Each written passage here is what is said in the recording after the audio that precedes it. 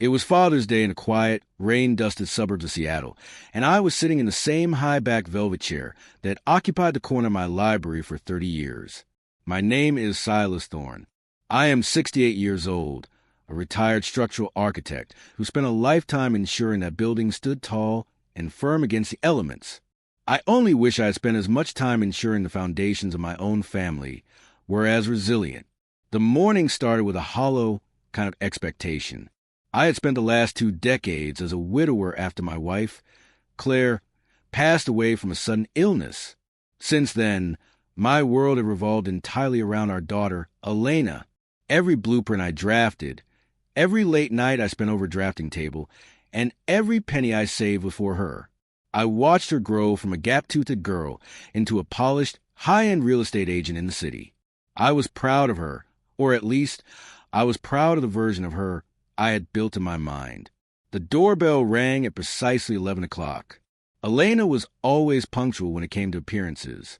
I opened the door to find her looking radiant in a cream-colored trench coat, her hair styled in those expensive waves that looked effortless but cost a fortune. Behind her stood Marcus, her husband, a man whose smile always reminded me of a shark circling a reef. He was a corporate consultant, a man who dealt in optics and leverage, words that usually meant he found ways to make other people do the work while he took the credit.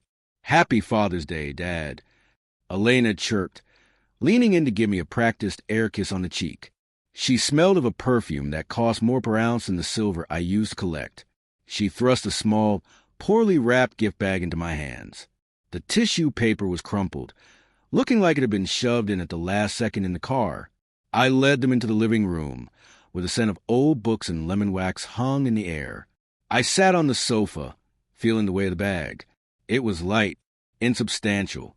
"Go on, open it," Marcus said, leaning against my mahogany bookshelf with a look of smug amusement. I reached inside and pulled out a pair of navy blue socks. They were thin, the kind you buy in a 3-pack at a drugstore for $12 or $15. The plastic hook was still attached to the top. I stared at them for a long moment. It wasn't about the money. It was about the utter lack of thought.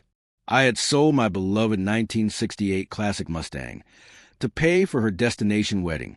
I had liquidated my private stock portfolio to give her the down payment on her luxury condo in Bellevue. And here in my hands was a $15 gesture of appreciation. "Socks," I said, keeping my voice level. "Very useful. Everyone needs socks." "Exactly," Elena said, already looking at her reflection in the hallway mirror.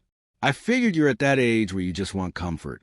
No need for anything extravagant, right? You've always said you're a simple man, Dad." Marcus chuckled, checking his gleaming smartphone. "Yeah, Silas. Practicality is the ultimate luxury. Anyway, we'd love to stay, but we're actually on a tight schedule. We're heading over to Sterling's estate for a massive Father's Day gala. You know Sterling. He doesn't do anything small." Sterling Vance was Marcus's father, a venture capitalist who lived in a glass and steel fortress overlooking the Sound. He was the kind of man who measured his worth by the length of his yacht. I nodded, folding the socks and placing them back in the bag. "Of course. Don't let me keep you." They were gone within 10 minutes. The house felt unnervingly quiet after the door clicked shut. I went to the kitchen to make a pot of tea, trying to shake the feeling of being an afterthought in my own daughter's life. To distract myself, I opened my laptop and scrolled through social media. I didn't have many friends online, but I followed Elena to see the photos of the houses she sold. That's when the dagger struck. Elena had posted a photo just minutes after leaving my house. It was a picture of Sterling Vance, sitting on his terrace, laughing. On his wrist was a brand new Rolex Cosmograph Daytona. The gold and steel glinted perfectly in the afternoon light. The caption read, "To the man who taught us that time is our greatest asset. A gift for the best father-in-law girl could ask for. You deserve the world, Sterling." I felt the air leave my lungs. My mind raced back to exactly 8 weeks ago. Elena had come to me, tears in her eyes, telling me she was in a desperate situation. She claimed she had an undiagnosed vascular issue that required an immediate, out-of-network procedure not covered by her high-deductible insurance. She said she needed $10,000 or the surgery would be postponed, risking her health. I didn't even hesitate. I went to the bank that afternoon and wired the money into her account. I told her not to worry about paying it back. I told her her health was all that mattered. Now, I was looking at that $10,000. It wasn't in a surgeon's pocket. It was strapped to the wrist of a multimillionaire who didn't even know his daughter-in-law had swindled her own father to buy it. I sat in the dark for hours as the Seattle rain began to drum against the windows. The betrayal wasn't just about the money. It was the calculation. She had used my love, my fear for her life, as a weapon to fund her social climbing. Something inside me, a part of me that had been soft and forgiving for 68 years, turned to cold, hard stone. I am an architect. I know that when a structure is compromised beyond repair, you don't try to patch the cracks. You perform a controlled demolition and start over. The next morning, I didn't call her. I didn't send an angry text. Instead, I drove downtown to a boutique jewelry store on Pine Street, the kind of place where you have to be buzzed in through 2 sets of security doors. I had the photo of Sterling's watch saved on my phone. I was met by a concierge named Julian. He looked at my weathered wax canvas jacket with mild skepticism until I pulled out my bank statement, showing the wire transfer and the date. I need to confirm the purchase of this specific timepiece, I said. It was bought by my daughter, Elena Thorne, or her husband, Marcus Vance. It was meant to be a surprise, but there's been a discrepancy with the insurance valuation. Julian's demeanor shifted instantly. He checked his ledger and nodded. Yes, Mr. Thorne. I remember them well. A very handsome couple. They'd purchased this Daytona on the 15th of last month. $10,200, including the tax. They were quite insistent on the gift wrapping. And the payment method? I asked. A direct transfer from a linked debit account, Julian confirmed. I thanked him and walked out into the crisp morning air. The last thread of doubt had been severed. My daughter hadn't just made a mistake. She had choreographed a fraud. My next stop was the office of Miriam Vane. Miriam was an old friend, a bulldog of an attorney who specialized in estate law and asset protection. Her office was a fortress of mahogany and leather, overlooking the harbor. When I told her the story, she didn't look shocked. In her line of work, she had seen children do far worse to their parents. Silas, she said, leaning back in her chair, you have 2 choices. You can swallow the bitter pill and realize your daughter is a narcissist, or you can take back your power. But if you choose the latter, there is no going back. You will be declaring war on the only family you have left. The family I thought I had died a long time ago, Miriam, I replied. I just didn't realize I was living in a ruin. What can we do? Miriam pulled a yellow legal pad toward her. First, we revoke her status as your healthcare proxy and power of attorney. You gave her those rights 5 years ago. We strip them today. Second, we look at your bank accounts. You gave her secondary access to your emergency savings for, ironically, medical reasons. We freeze that and move the funds to a private trust. Third, we talk about the house. The house is in my name, I said. Yes, but your current will leaves it to her entirely, along with the remainder of your estate. We're going to rewrite that will today. We're going to create a charitable foundation in Claire's name. Every asset you own, from this house to your last nickel, will go to the Seattle Children's Hospital. Elena will receive nothing, not even the socks. I asked, a dark humor bubbling up. Miriam smiled thinly. We can actually put that in the codicil. To my daughter, Elena, I leave the $12 socks she deemed appropriate for the man who gave her the world. It's petty, but it's legal. We spent 4 hours drafting the documents. I felt a strange sense of lightness with every signature. I was no longer a victim. I was a man reclaiming his dignity. But the war was only beginning. Elena, being the shark she was, noticed a shift in the water almost immediately. 3 days later, my phone exploded. 17 missed calls. Dozens of texts. Dad, why can't I access a savings account? I had a plumbing emergency at the condo. Dad, answer your phone. Marcus says the bank told him the secondary card is canceled. What is going on? Daddy, please don't do this. Talk to me. I waited until the 18th call and finally answered. I put it on speakerphone and sat at my kitchen table, sipping a cup of black coffee. Silas Thorne, I said. Dad. Finally. Elena's voice was high-pitched, vibrating with a mix of panic and fury. What is happening? I went to pay the contractor for the bathroom renovation, and my card was declined. The bank said you withdrew the authorization. Is this some kind of glitch? It's not a glitch, Elena. I said, my voice as cold as a mountain stream. I simply realized that since you are so healthy after your vascular surgery, you no longer need access to my medical emergency funds. I assumed the recovery was going well, considering you were able to attend a gala at Sterling's estate so soon after the procedure. There was a long, suffocating silence on the other end of the line. I could almost hear her brain scrambling to find a new lie. Dad, I can explain that, she stammered. Sterling, he was going through a hard time. We had to do something to cheer him up. The watch, it was a business expense, basically. Marcus said it would help secure his position in the firm. With my money? I asked. The money you told me was for a life-saving operation?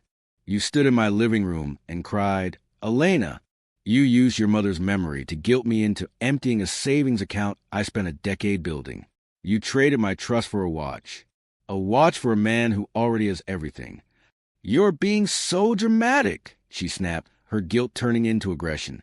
You have plenty of money. You're sitting on a $3 million house and a pension. What were you going to do with that $10,000 anyway? Let it sit in the bank? We're young. We're trying to build a life. You should be helping us. I have helped you, Elena. I have given you everything. And in return, you gave me a $15 pair of socks and a lie that would make a con artist blush. We are done. Do not call this number again. Do not come to this house. Any further communication will go through Miriam Vane. I hung up before she could respond. My heart was thundering in my chest, but I felt an incredible sense of clarity. But Marcus and Elena weren't going to go quietly. They were used to winning. The next day, Marcus showed up at my house. He didn't knock. He rang the doorbell incessantly until I opened it. He was dressed in a sharp suit, looking every bit the corporate predator. Silas, let's be reasonable, he said, trying to push his way into the foyer. I stood my ground, blocking the entrance. Elena is distraught. She's a mess. You're her only father. You can't just cut her out over a misunderstanding about a gift. We'll pay the money back. Eventually. It's not about the money, Marcus. It's about the fact that you, too, are predators. You saw an old man as a soft target. You thought I was too senile or too lonely to notice. Marcus's face twisted. The mask of the polite son-in-law dropped. Listen to me, you old fool. You're going to fix this. You're going to give Elena back access to those accounts. Or we're going to file for a competency hearing. We'll have a judge declare you unfit to manage your own affairs. We'll have you moved into a care facility before the end of the month, and then we'll take the house anyway. Do you really want to play this game? I felt a chill, but it wasn't fear. It was disgust. I've spent 40 years designing structures that can withstand earthquakes, Marcus. Do you really think I didn't see that move coming? I've already had a full psychiatric evaluation performed by the head of neurology at the University of Washington. I have a clean bill of health. I've also recorded this entire conversation on my security system. If you don't leave my property in the next 30 seconds, the police will be here to escort you to a holding cell. Marcus stared at me, his eyes wide with a mixture of shock and hatred. He realized he had severely underestimated the man who had built half the skyline he worked in. He spat on my porch, turned around, and marched back to his luxury SUV. The retaliation came in the form of a legal filing. They tried to sue me for emotional distress and breach of verbal contract, claiming I had promised them the money as a gift and that revoking had caused them financial ruin. It was a desperate, flailing move. Miriam Vane handled it with the grace of a professional assassin. She filed a countersuit for elder financial abuse and fraud. In the discovery phase of the lawsuit, Miriam's team uncovered something even more shocking. Elena and Marcus hadn't just scammed me. They had been skimming money from Sterling Vance's charitable foundations as well. They were living a life of luxury built entirely on a foundation of theft and deceit. When Sterling Vance found out, he didn't call his son. He called me. Sterling invited me to his estate. It was a cold, bright afternoon. We sat in his glass-walled library, the very room where he had been photographed with the Rolex. The watch was nowhere to be seen. "Silas," Sterling said, his voice heavy with shame, "I've spent my life looking for ROI, return on investment. I thought I had invested well in my son. I thought he was a man of character. I was wrong." He placed a velvet box on the table between us. Inside was the Rolex Daytona. "I found a receipt in Marcus's desk after I fired him from the board," Sterling said. "I also found an email trail where Elena bragged about how easy it was to pull the wool over your eyes. I can't keep this. I've already contacted the boutique. They won't take a return after this much time, but I've arranged for a private collector to buy it back at full price. The money will be wired back to your account by tomorrow morning." "You don't have to do that, Sterling," I said. "It wasn't your fault. It was my fault for raising a son who thought he could treat people like assets to be liquidated." Sterling replied, "I'm liquidating him instead. He and Elena are being evicted from the condo. I own the title, you see. They'll have to find their own way now. I suspect they'll find it quite difficult without our bank accounts to lean on." We sat in silence for a while, two old men who had succeeded in everything except the one thing that mattered most. A week later, the money was back in my account. The lawsuit had been dropped. Elena and Marcus couldn't afford the legal fees once Sterling cut them off. They were facing criminal investigations for their management of the Vance Family Foundation. I sat at my kitchen table, looking at the check for $10,000. I thought about the socks. I thought about the years I had spent sacrificing my own comfort to ensure Elena had the best of everything. I realized that by giving her everything, I had taught her the value of nothing. I drove down to the Seattle Children's Hospital that afternoon. I met with the director of the oncology ward. I handed her the check. This is from a man who learned that time is indeed a great asset. I told her, use it to give these kids a little more of it. As I walked out of the hospital, the sun finally broke through the Seattle clouds. The air was fresh and clean. My phone buzzed in my pocket. It was a text from an unknown number, likely a burner phone. "Dad, we're being evicted. We have nowhere to go. Please, just one more chance. We're family." I didn't feel anger. I didn't even feel sadness. I just felt done. I blocked the number and kept walking toward the waterfront. I went to a small, local shop near the piers and bought myself a high-quality compass. It was a simple tool made of brass and glass, designed to help a person find their way when they were lost. I held it in my hand, feeling its weight. I spent the rest of the afternoon at the cemetery, sitting by Claire's grave. I told her everything. I told her I was sorry for letting Elena become what she was, but I also told her that I had finally fixed the foundation. "I'm going to travel, Claire," I whispered to the headstone. "I'm going to see those places we talked about. I'm going to build something for myself this time." That evening, I returned to my big, empty house, but it didn't feel empty anymore. It felt like a clean slate. I went to the trash can in the kitchen and pulled out the bag with the $15 socks. I walked out to the backyard, where I had a small fire pit. I tossed the bag into the flames. I watched the cheap fabric shrivel and burn, turning into ash and smoke that drifted up into the night sky. I went back inside, locked the door, and began to pack a suitcase. I had a flight to Florence in the morning. I had spent my whole life building homes for other people. It was finally time to build a life for myself. The clock on the mantel ticked on, a steady, rhythmic pulse. It wasn't mocking me anymore. It was counting the seconds of a new beginning. I was Silas Thorne, and for the first time in 68 years, I didn't owe anyone anything. I was free. I woke up the next morning as the sun began to peek over the Cascades. I felt a sense of vigor I hadn't felt in decades. My suitcase was packed, my passport was on the counter, and my house was secure. I had arranged for a property management firm to look after the place while I was gone. They would ensure the gardens were kept and the structure was maintained. Before I left for the airport, I took one last look around. I saw the photos of Elena on the mantel. I didn't throw them away. I didn't hide them. They were part of my history, a reminder of the man I used to be, but they no longer had the power to hurt me. I was moving toward a horizon that was mine alone. As the taxi pulled away from the curb, I saw a familiar luxury SUV parked down the street. It was Elena and Marcus. They looked disheveled, their expensive clothes wrinkled, their faces masks of desperation. They watched as the taxi drove past. I didn't look back. I didn't wave. I simply looked forward, at the road stretching out before me. The journey to the airport was quick. I checked my bags and made my way to the gate. As I waited for boarding, I pulled out the brass compass I had bought. The needle swung steadily, pointing north. I smiled. I knew exactly where I was going. The flight to Florence was long, but I didn't mind. I spent the time reading books I had put off for years, sipping wine, and watching the clouds beneath the wing. When I landed, the air was warm and smelled of ancient stone and blooming jasmine. I checked into a small boutique hotel in the heart of the city, a place with terracotta floors and a view of the Duomo. For the first week, I did nothing but walk. I wandered through the Uffizi, stood in awe beneath the David, and ate gelato in the Piazza della Signoria. I was a tourist in a world I had only ever seen in books. But more than that, I was a man rediscovering the joy of discovery. One evening, as I sat at a small cafe with a view of the Arno River, I received an email from Miriam Vane.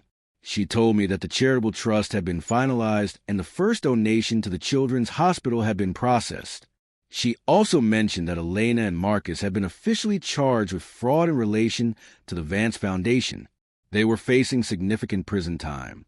I closed the email and looked out at the water. The river flowed on, indifferent to the dramas of men.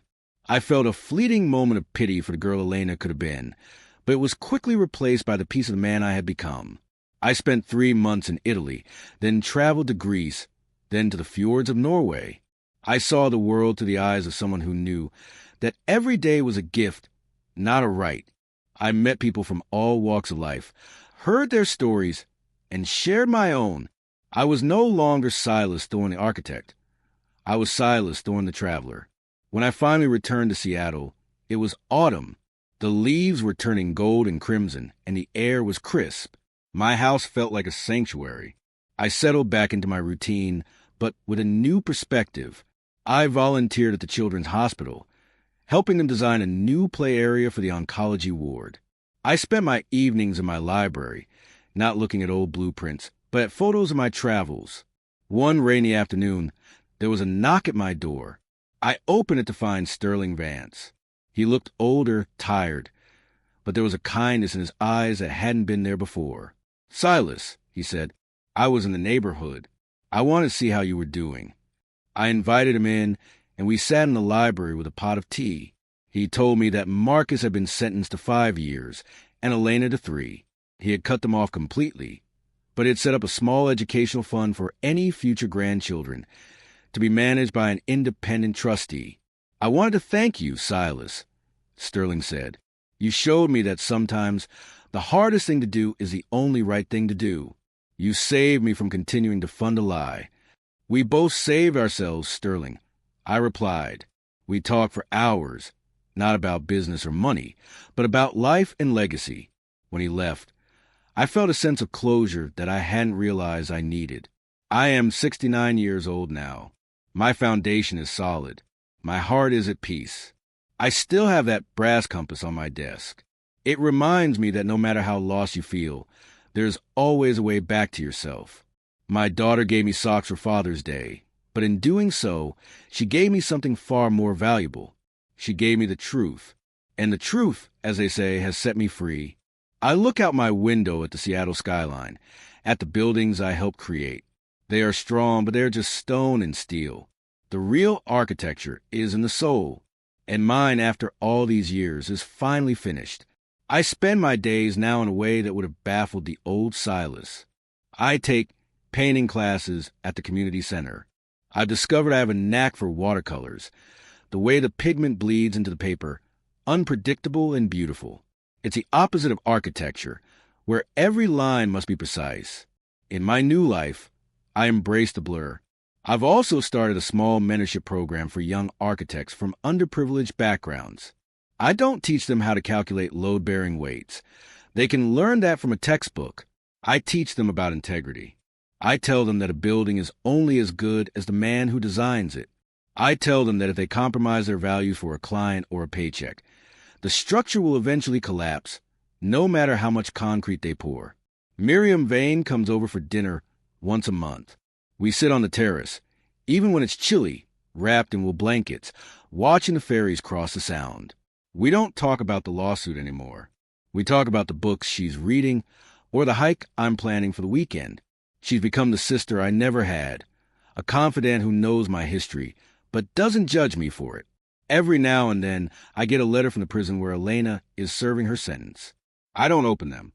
I have a small wooden box in the back of my closet where I keep them, unopened and unread. Perhaps one day, years from now, I will feel the need to see what she has to say. But for now, the silence is my sanctuary. I need to know that her words can no longer manipulate the architecture of my mind. Sometimes I think about that Rolex. I wonder where it is now, whose wrist it adorns. I hope whoever has it appreciates the time it tracks. I hope they realize that time is not something you can buy or steal. It is a river, and you only get to swim in it once. My health is good. My mind is sharp. I've started writing a memoir, not for publication, but for myself. I want to document the journey from a man who was satisfied with a $15 pair of socks to the man who demanded the world. It's a story of awakening, of the painful but necessary process of tearing down a life to build a better one. I often walk down to the waterfront at dusk. I watch the sun dip below the Olympic mountains, painting the sky in colors that no watercolor could ever truly capture. I feel Claire's presence in the wind, a gentle nudge of approval. I think she would be proud of me. I think she would be happy that I finally stopped building for everyone else and started building for myself. I am Silas Thorne. I was a man of structures, and now I am a man of spirit. I was a father who lost a daughter, but I am a human who found his way home. And as the stars begin to twinkle over the Emerald City, I know that my foundation is finally, truly unbreakable. I look toward the future with a steady gaze. There are more trips to take, more paintings to paint, and more lives to touch. I am not at the end of my story. I am merely in a new chapter, one where the protagonist knows his worth, one where the hero isn't the one who gives everything away, but the one who knows what to keep. The shadows in the library grow long, but I don't turn on a light just yet. I sit in the stillness, listening to the heartbeat of the house. It's a good house. It's a strong house. And for the first time in my life, I am the one who truly belongs here. I think about the kids at the hospital, playing in the area I helped design. I think about the joy they find in simple things, a slide, a swing, a splash of color. They know the value of the moment. They don't care about Rolexes or prestige. They just want to play. And in a way, I've joined them. I've learned to play again. Life is a complex design, full of unexpected stresses and hidden flaws. But if you have the courage to look at the blueprints honestly, if you have the strength to tear down what is broken, you can build something that will last forever. I stand up, stretch my old bones, and head toward the kitchen to prepare a simple meal. A piece of fresh salmon, some greens in the garden, a glass of crisp white wine. It's enough. It's more than enough. As I pass the mirror in the hallway, I catch a glimpse of my reflection. I see the wrinkles, the gray hair, the marks of a long life, but I also see the spark in the eyes. I see a man who is no longer waiting for a Father's Day surprise, because I have already given myself the greatest surprise of all, a life worth living. The night is quiet, the rain has stopped, and the world is waiting. I am ready for the next sunrise, for the next adventure, for the next breath. Silas Thorne is standing tall, and he is never going to fall again.